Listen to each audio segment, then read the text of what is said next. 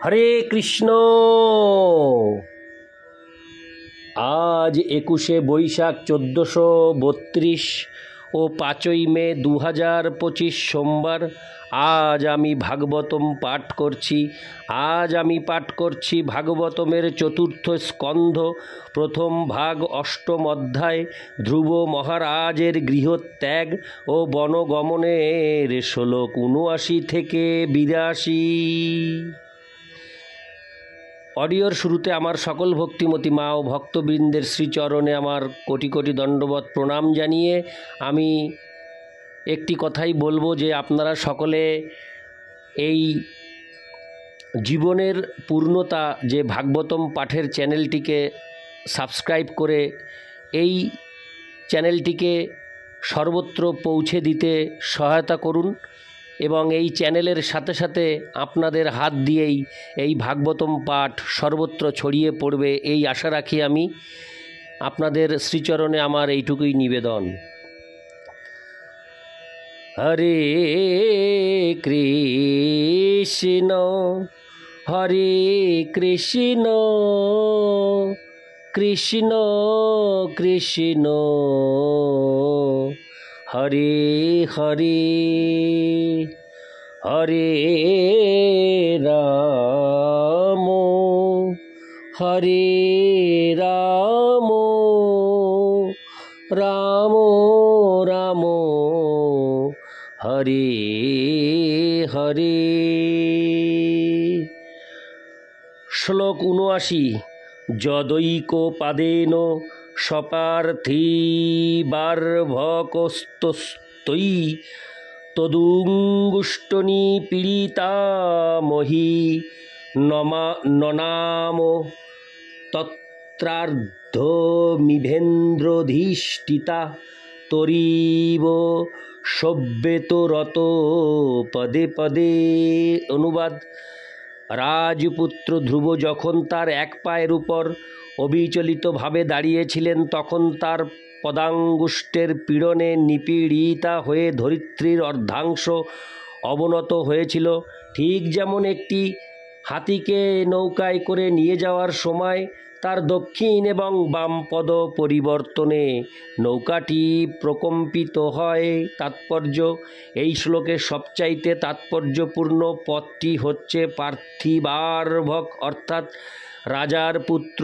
ধ্রুব মহারাজ যখন গৃহে ছিলেন তখন রাজার পুত্র হওয়া সত্ত্বেও তিনি তার পিতার কোলে উঠতে পারেননি, কিন্তু তিনি যখন আত্ম উপলব্ধির মার্গে বা ভগবত ভক্তির মার্গে উন্নতি সাধন করেছিলেন তখন তার পায়ের আঙুলের চাপে সারা পৃথিবীকে অবনত করতে সক্ষম হয়েছিলেন। সেটি হচ্ছে সাধারণ চেতনা এবং কৃষ্ণ ভাবনার মধ্যে পার্থক্য। সাধারণ চেতনায় একটি রাজার পুত্রকেও তার পিতা কোনো কিছু দিতে অস্বীকার করতে পারেন, কিন্তু তিনি যখন পূর্ণরূপে তার হৃদয়ে কৃষ্ণ ভাবনাময় হন তখন তিনি তার পায়ের আঙুলের চাপে পৃথিবীকে সম্পূর্ণ অবনমিত করতে পারেন। কেউ তর্ক করতে পারে, ধ্রুব মহারাজ যিনি তার পিতার কোলে পর্যন্ত উঠতে পারেননি তিনি কিভাবে সারা পৃথিবীকে অবনমিত করতে পেরেছিলেন? বিজ্ঞজনেরা কখনো এই প্রকার তর্কের গুরুত্ব দেন না, কারণ এই প্রকার যুক্তিকে বলা হয় নগ্ন মাতৃকা ন্যায়। এই ন্যায় অনুসারে মনে করা যেতে পারে যে যেহেতু মা তার শৈশবে নগ্ন ছিলেন তাই তিনি বড় হয়েও নগ্ন থাকবেন।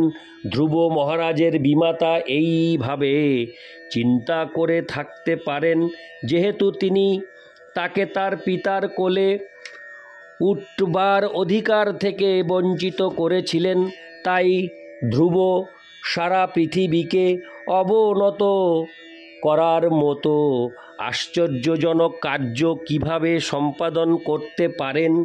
তিনি যখন জানতে পেরেছিলেন যে ধ্রুব মহারাজ তার হৃদয়ে নিরন্তর পরমেশ্বর ভগবানের ধ্যান করার ফলে সারা পৃথিবীকে তার পায়ের চাপে অবনত করতে পেরেছিলেন, ঠিক যেমন নৌকায় করে একটি হাতিকে নিয়ে যাওয়ার সময় তার পায়ের চাপে নৌকাটি টলমল করতে থাকে, তখন তিনি নিশ্চয়ই অত্যন্ত আশ্চর্যান্বিত হয়েছিলেন। ইতি শ্লোক ৭৯। শ্লোক ৮০। তস্মিন্নভিধ্যায়তি বিশ্বমাত্মন দ্বারং নিরুদ্ধাসুমনন্যয়া ধিয়া লোকা নিরুচ্ছারি। হরে কৃষ্ণ। লোকা নিরুচ্ছারি শনি পীড়িতা ভৃশং সলোকপালা শরণং যুজুর হরিম। অনুবাদ: ধ্রুব মহারাজ যখন তার পূর্ণ একাগ্রতার প্রভাবে সমগ্র চেতনার উৎস ভগবান শ্রীবিষ্ণুর মতো ভারী হয়ে গিয়েছিলেন, তখন তার দেহের দ্বারগুলি রুদ্ধ করার ফলে সমগ্র ব্রহ্মাণ্ডের শ্বাস রুদ্ধ হয়েছিল। সমগ্র লোকের সমস্ত মহান দেবতারা এইভাবে রুদ্র শ্বাস হওয়ার ফলে পরমেশ্বর ভগবানের শরণ গ্রহণ করেছিলেন।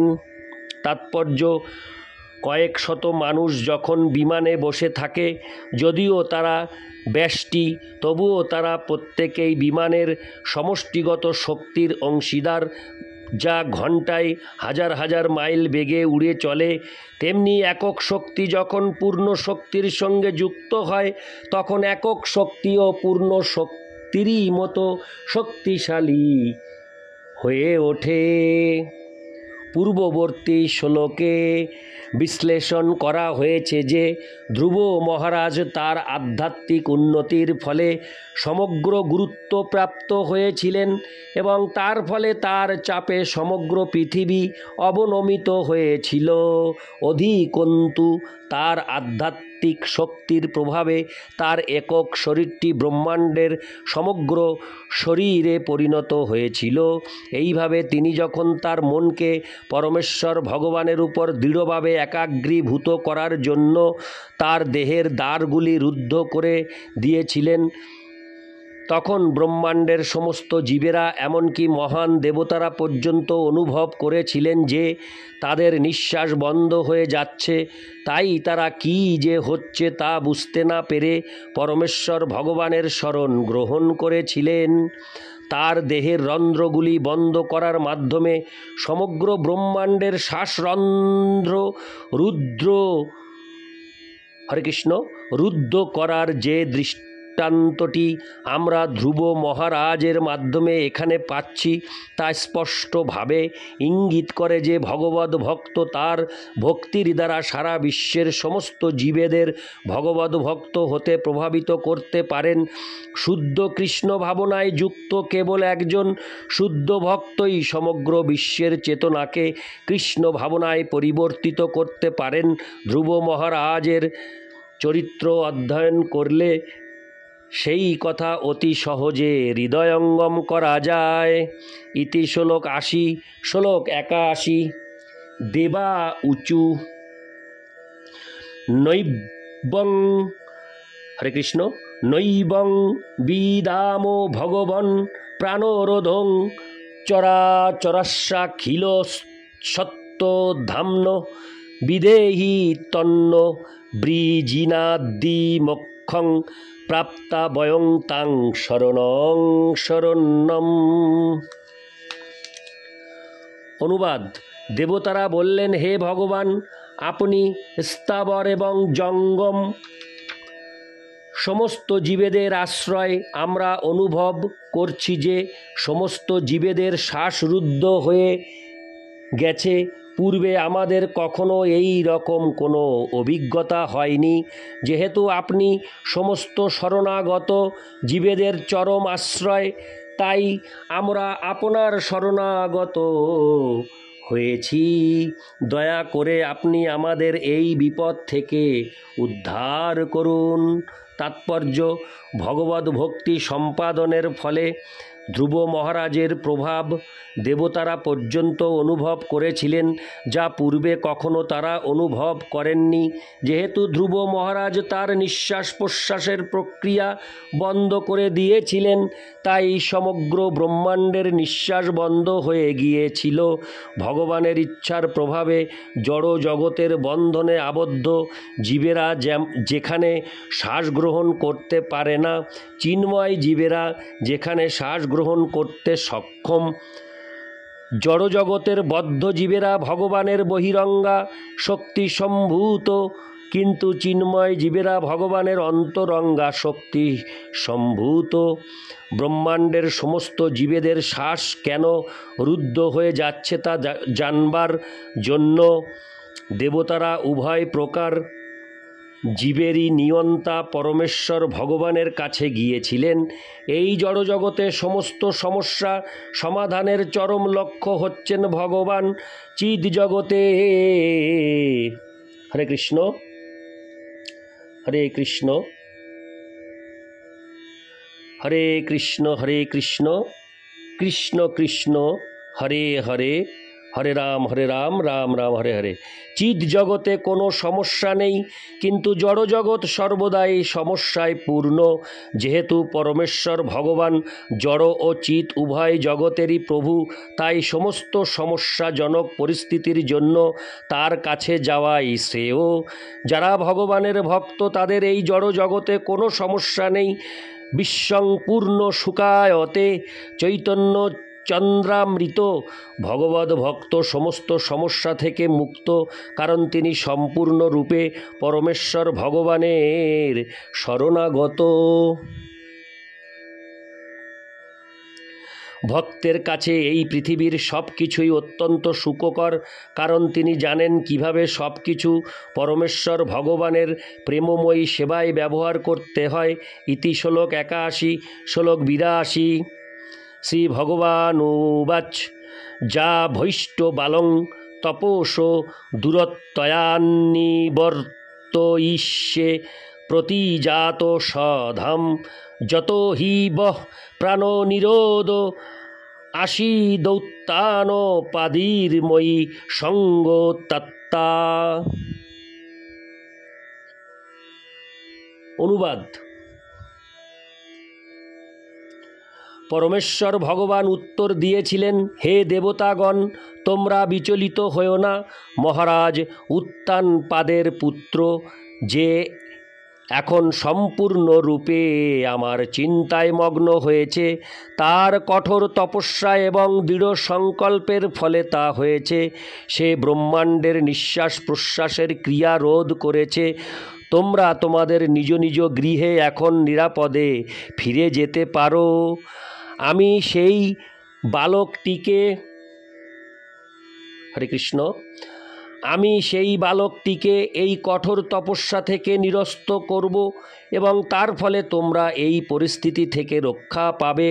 তাৎপর্য: এখানে সঙ্গ তাত্তা শব্দটির কদর্থ করে মায়াবাদীরা বলে যে পরম আত্মা বা পরমেশ্বর ভগবানের সঙ্গে ধ্রুব মহারাজের আত্মা এক হয়ে গিয়েছিল। এই শব্দটির দ্বারা মায়াবাদীরা প্রমাণ করতে চায় যে পরমাত্মার সঙ্গে জীবাত্মা এক হয়ে যায় এবং তখন আর জীবাত্মার স্বতন্ত্র অস্তিত্ব থাকে না।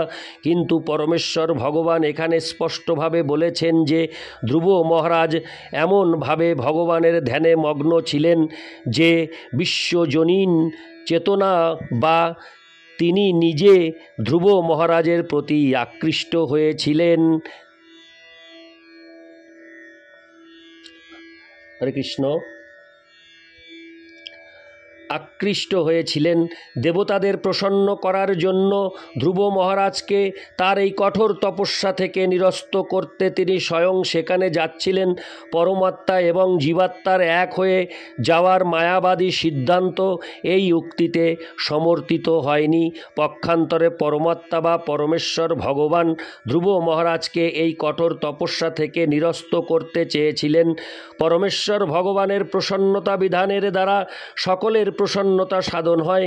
ঠিক যেমন গাছের গোড়ায় জল দিলে গাছের প্রতিটি ডালপালা এবং পাতার, হরে কৃষ্ণ, সন্তুষ্টি বিধান হয়, কেউ যদি পরমেশ্বর ভগবানকে আকর্ষণ করতে পারেন তাহলে তিনি স্বাভাবিকভাবেই সমগ্র ব্রহ্মাণ্ডকে আকর্ষণ করতে পারেন। যেহেতু শ্রীকৃষ্ণ হচ্ছেন ব্রহ্মাণ্ডের পরম কারণ, সমস্ত দেবতারা শ্বাসরোধের ফলে বিনষ্ট হয়ে যাওয়ার ভয়ে ভীত হয়েছিলেন, কিন্তু পরমেশ্বর ভগবান তাদের আশ্বাস দিয়েছিলেন যে ধ্রুব মহারাজ হচ্ছেন তার এক মহান ভক্ত এবং তিনি ব্রহ্মাণ্ডের সকলের বিনাশ সাধন করতে উদ্যত হননি। ভগবদ ভক্ত কখনো অন্য জীবের প্রতি হিংসা করেন না। ইতি শ্রীমদ্ভাগবতের চতুর্থ স্কন্দের ধ্রুব মহারাজের গৃহত্যাগ ও বনগমন নামক অষ্টম অধ্যায়ের ভক্তি বেদান্ত তাৎপর্য। ইতি শ্লোক ৮২। এই ৮২ শ্লোকের মাধ্যমেই সমাপ্ত হল চতুর্থ স্কন্দের অষ্টম অধ্যায় ধ্রুব মহারাজের গৃহত্যাগ ও বনগমন। হরে কৃষ্ণ হরে কৃষ্ণ কৃষ্ণ কৃষ্ণ হরে হরে হরে রাম হরে রাম রাম রাম হরে হরে। হরে কৃষ্ণ।